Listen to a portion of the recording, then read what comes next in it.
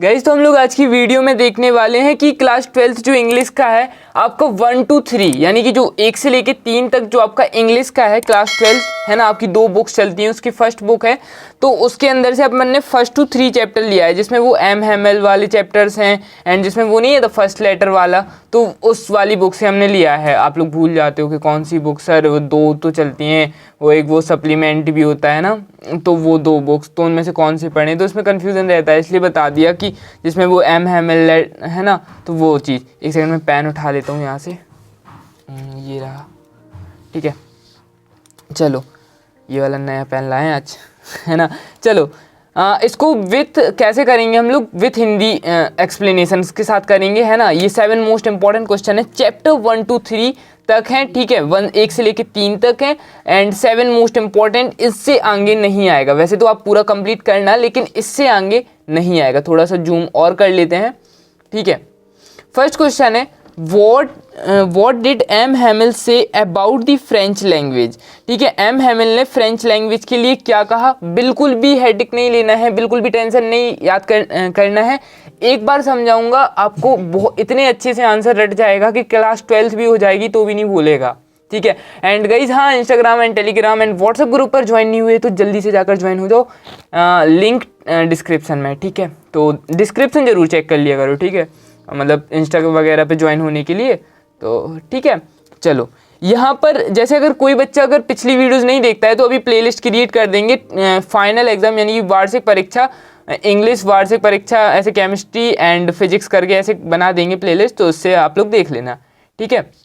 यहाँ पे हम लोग बात करते हैं फर्स्ट क्वेश्चन कि जो एम हैमिल ने क्या बोला था फ्रेंच लैंग्वेज के लिए, तो ही कॉल्ड, उन्होंने कहा था French the most beautiful language in the world. जो फ्रेंच लैंग्वेज है वो हमारी वर्ल्ड की मोस्ट ब्यूटीफुल है, उन्हें ऐसा लगता था क्योंकि अपनी भाषा सभी को अच्छी लगती है, ठीक है। ही सेड दैट, उन्होंने कहा it was the clearest and the most logical language, वो बहुत क्लियरेस्ट एंड बहुत लॉजिकल है, यानी कि अपनी लैंग्वेज के लिए उन्होंने प्रशंसा की है अपनी लैंग्वेज की कि हमारी जो लैंग्वेज है वो दुनिया की सबसे बेस्ट लैंग्वेज है, उसको वो बिल्कुल क्लियर है एंड मोस्ट लॉजिकल है, ठीक है, लॉजिक वाली है, ठीक है।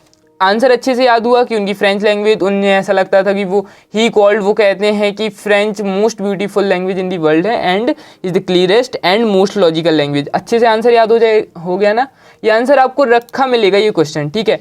एंड सबसे सबसे सबसे इंपॉर्टेंट क्वेश्चन ये, चाहे आपका त्रैमासिक हो, चाहे अर्धवार्षिक हो, चाहे प्री बोर्ड हो, चाहे वार्षिक ही हो, ये क्वेश्चन आपको देखने मिलेगा, आपको पता भी होगा। What had been put on the bulletin board, bulletin board पे क्या लिखा था, तो उसमें लिखा था an order from Berlin had been put on the bulletin board. Berlin के ऑर्डर के हिसाब से उसमें लिखा था बुलेटिन बोर्ड पर, it said only German would be taught in schools, मतलब आप जर्मन में, जर्मन के स्कूल्स एलिस एंड लॉरेन में जर्मन बोली जाएगी, ठीक है। वहाँ पर the teaching of French had been stopped, जो अभी तक फ्रेंच बोली जाती थी अब फ्रेंच नहीं बोली जाएगी, वहाँ पर क्या बोली जाएगी, जर्मन बोली जाएगी, ठीक है।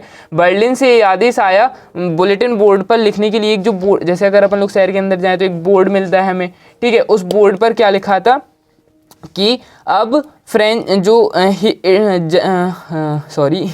बर्लिन में जर्मन लैंग्वेज, यहाँ पर टॉट कौन सी लैंग्वेज बोली जाएगी स्कूल्स में, एलिस और लॉरेन के स्कूल में जर्मन लैंग्वेज बोली जाएगी, जो अभी तक क्या बोली जाती थी, फ्रेंच लैंग्वेज, अब पढ़ाना बंद कर दिया जाएगा। याद हो गया अच्छे से कि जो हमारे बुलेटिन बोर्ड पर क्या लिखा था कि जर्मन के स्कूल, 2 स्कूल थे एलिस एंड लॉरेन, वहाँ पर अब जर्मन लैंग्वेज नहीं बोली जाएगी, वहाँ पर अब वो जर्मन लैंग्वेज बोली जाएगी एंड फ्रेंच लैंग्वेज नहीं बोली जाएगी। अच्छे से आंसर याद हो गया, चलो ठीक है। नेक्स्ट क्वेश्चन देख लेते हैं हम लोग, वाई डज द ऑथर से गार्बेज टू इज गोल्ड, यहाँ पर थोड़ा सा जूम कर लेते हैं। हाँ देखो, लेखिका ने ऐसा क्यों कहा कि जो गार्बेज यानी कि कूड़ा कचरा गोल्ड है, मतलब उसने ऐसा क्यों कहा, उन्होंने ऐसा क्यों कहा कि गार्बेज यानी कि जो कूड़ा कचरा है वो गोल्ड के समान है। तो garbage is the only means of survival for them, जो गार्बेज था, जो गार्बेज उठाने वाले लोग होते हैं उनके लिए वो सर्वाइवल है, मतलब अर्थ पे जहाँ हम रहते हैं, हमारी ज़िंदगी का सर्वाइव, हम कैसे सर्वाइव करते हैं, जैसे आप है, आपके पापा लोग क्या करते हैं, जॉब करते हैं, तो वो एक सर्वाइवल है, ठीक है। ठीक है। ऐसे ही कूड़ा कचरा वाले लोगों के लिए वो सब उठाना, उनके लिए गार्बेज का काम करना उनके लिए सर्वाइवल है, ठीक है। The search for something valuable in the garbage and sell for a little money, वो गार्बेज उठाते हैं उनमें से कुछ जैसे वैल्यूएबल, जैसे आपने देखा होगा जो कचड़े वाले लोग रहते हैं वो कचरा इतना सारा उठा के ले जाते हैं, फिर उनमें से कुछ बोटल्स है ना, कुछ थर्माकोल एंड ऐसे वैसे, ठीक है, बोतल्स हो गए, प्लास्टिक के डिब्बे हो गए, उनको निकाल कर सेल करते हैं, ठीक है। Something valuable in the garbage and sell for a little money, they pitch her tents and whenever they find to racks, so the author writes is, तो वो क्या करते हैं बहुत लिटिल मनी पर, the search for something valuable in the garbage and sell the little money, उसको बेचकर उन्हें थोड़ी पैसे मिल जाते हैं, कुछ पैसों के लिए वो लोग बेचते हैं, ठीक है। They pitch their tents wherever they can find rags, वो अपने टेंट्स मतलब तंबू, वो अपने तंबू वहीं गाड़ लेते हैं जहाँ पर वो लोग गार्बेज उठाते हैं। आपने देखा होगा जो वो लोग रहते हैं वो जैसे उन्होंने इस रोड पर उठाना है, ठीक है, तो उनका तंबू यहीं पे लग जाता है और फिर वो सुबह उठते हैं, पूरे दिन कचरा उठाते हैं, फिर जाके किसी शॉप पर बेच आते हैं कुछ पैसों के लिए, ठीक है।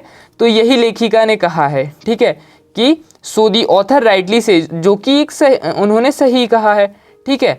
चलो यहाँ पर आंसर समझ में आ गया कि फिर से समझा दे, देखो the garbage only means of survival for them, they search, वो गार्बेज को बेचकर मतलब कुछ गार्बेज के हिस्से को यानी कि जो वैल्यूएबल मटेरियल है उसको बेचकर, जैसे बोतल वोतल हो गए, तो उनको बेचकर उन थोड़ा पैसा कमा लेते थे एंड उनके लिए यही सर्वाइवल था।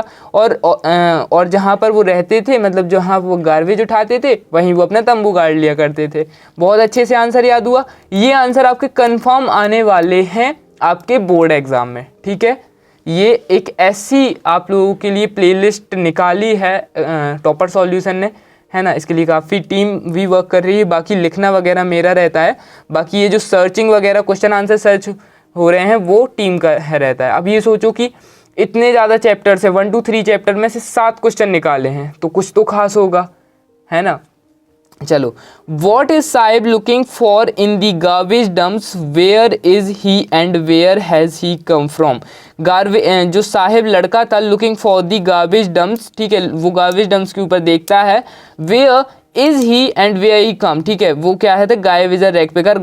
साहिब कौन है, साहिब कूड़ा कचड़े उठाने वाला लड़का है। He is looking for gold in the garbage dumps, वो गार्बेज को सोने के समान ही समझता है, ठीक है, उनके लिए तो वो सोना ही है, ठीक है। प्रेजेंटली, अब इसके बाद यहाँ पर क्वेश्चन स्टार्ट होता है, वेयर इज ही, वो कहाँ का था, and where has he come from, वो कहाँ से आया था, तो वो presently he is in Delhi, अभी वो दिल्ली में है, एंड वो कहाँ से आया था, बांग्लादेश से आया था।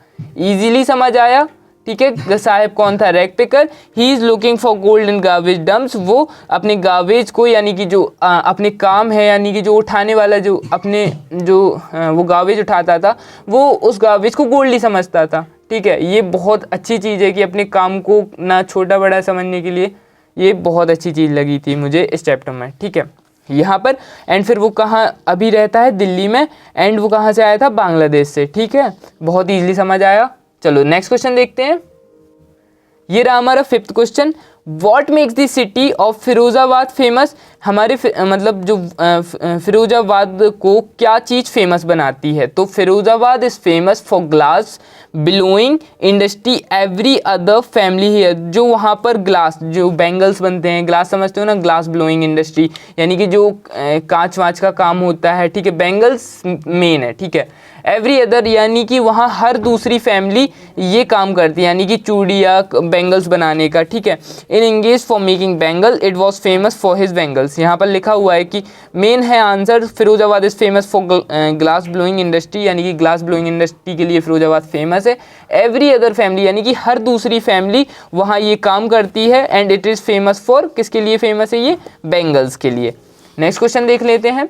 How is Mukesh attitude to his situation different from that of his family, तो इसका आंसर हो जाएगा Mukesh comes from a family of bangle maker, unlike his family member he does not want to cling to bangles making, he want to become a motor mechanic. इसमें यह है कि जो मुकेश था वो अपनी फैमिली के तरह मतलब जो बैंगल्स मेकर नहीं करना चाहता था, वो उसे भी ये काम बिल्कुल अच्छा नहीं लगता था एंड वो मोटर मैकेनिक बनना चाहता था। ईजिली आपको मोटा मोटा समझा दिया है, ठीक है। जो मुकेश था वो come from a family of bangle maker, unlike his family member he does not want to cling to bangle making, यानी कि उसे नहीं पसंद था ये वाला काम। उसे क्या पसंद था? He want to become a motor mechanic, उसे मोटर मैकेनिक बनना पसंद था। एंड हमारे वीडियो का आज का लास्ट क्वेश्चन एंड बहुत इंपॉर्टेंट क्वेश्चन, ये क्वेश्चन आपका लॉन्ग फॉर्म में भी बन सकता है। एंड एक सेकंड, माइक गिर गया यार, बस कुछ हुआ ना हो उसको, लग रहा हो गया हो कुछ। चलो यहाँ पर हम लोग, अरे यार ये पेन कहाँ से आ गया, चलो इससे समझा ले रहे हैं, ठीक है। When did the writer join the YMCA pool and why? ठीक है, तो he was 10 और मतलब इसमें ये था why did the writer, जो राइटर थे उन्होंने YMCA pool क्यों ज्वाइन किया, ठीक है। वाई पूछा है क्यों ज्वाइन किया, तो ही वॉज 10, जब वो कब मतलब कितने साल के थे, ही वॉज 10 और 11 year old when he joined, जब वो 10 से 11 साल के बीच में थे, तो when he joined the YMCA pool, उन्होंने YMCA पूल ज्वाइन किया था। It offered an opportunity to learn and swim, तो उनके पास वो अपॉर्चुनिटी थी उस टाइम पर कि वो स्विमिंग को लर्न कर सके, ठीक है। आई होप मैंने आपको बहुत अच्छे से हर एक क्वेश्चन अच्छे से समझा दिया होगा एंड आप सभी को कोई भी डाउट नहीं रहा होगा कि सर ने क्या समझाया है, टॉपर सॉल्यूशन सर ने क्या ही समझाया है। तो मुझे नहीं लगता कोई भी डाउट रहा होगा, है ना। ये क्वेश्चन आपको कभी नहीं भूल सकते, मेरी एक गारंटीड है कि ये क्वेश्चन आपको कभी भूल ही नहीं सकते। एंड इनसे रिलेटेड आपके क्वेश्चन और भी बन जाएंगे, लेकिन आपको एक बार कॉन्सेप्ट पता चल गया है क्या क्या किस आंसर में हो रहा है, तो आप कोई भी आंसर क्रिएट कर सकते हो अपने मन से, ठीक है। एंड आई होप ये वीडियो आप लोग शेयर करोगे अपने फ्रेंड्स के पास, ज़रूर कर देना यार। एंड काफ़ी ज़्यादा मेहनत लगी है। एंड कल की वीडियो आप लोगों के लिए आ रही है प्रश्न बैंक, मतलब परीक्षा दिन खरीदें या परीक्षा बोध खरीदें, क्वेश्चन बैंक खरीदें, इन तीनों में से क्या इंपॉर्टेंट है, तो उसके लिए भी कल तैयार, आज ही तैयार है ना। ये वीडियो एक्चुअली सुबह आने वाली है, मैं रिकॉर्ड कर रहा हूँ आज रात को 2-3 बजे हुए हैं समथिंग। तो अब ये वीडियो आएगी, इसको लाइक शेयर सब्सक्राइब कर देना। एंड जो भी ये वीडियो अब जैसे बाद में देख रहा है नवंबर के बीच में, मिड में या दिसंबर में, तो वो प्लीज़ प्लेलिस्ट चेक कर लेना, तो उनके लिए इम्पॉर्टेंट है, ठीक है। पूरी वीडियोस देख लेना, अभी नवंबर में पूरी अपलोड हो जाएंगी। ओके गाइज, आई होप ये वाला वीडियो पसंद आया होगा। प्लीज़ पसंद आया तो प्लीज़ वीडियो को लाइक कर, चैनल सब्सक्राइब कर देना। Bye bye all, thank you so much for watching.